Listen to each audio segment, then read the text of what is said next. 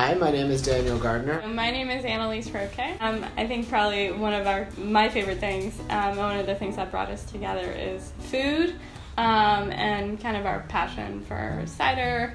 Trying new ciders and just going to different food festivals and just spending time with my beautiful fiancée Annalise.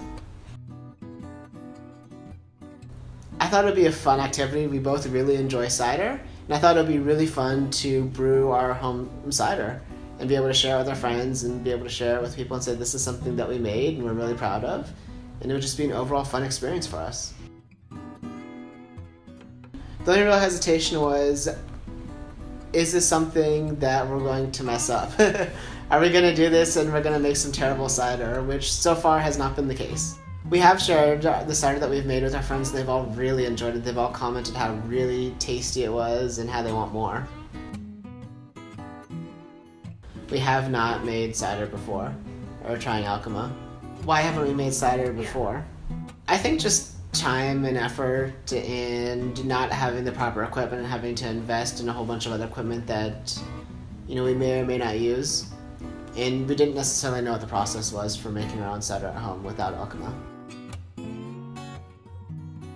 I think it's so easy. It's ridiculously easy. It takes like 5 minutes to put everything in. I think it involves a little effort, but you get a lot out of it. And then we can enjoy the cider for kind of a long time afterwards. It's like a fun science experiment for us. Yeah. I check the ALCHEMA app on my phone, see how our cider is doing, and I get really excited when it tells me that it's done. We get to take it out and we get to view the cider before putting it into the fridge.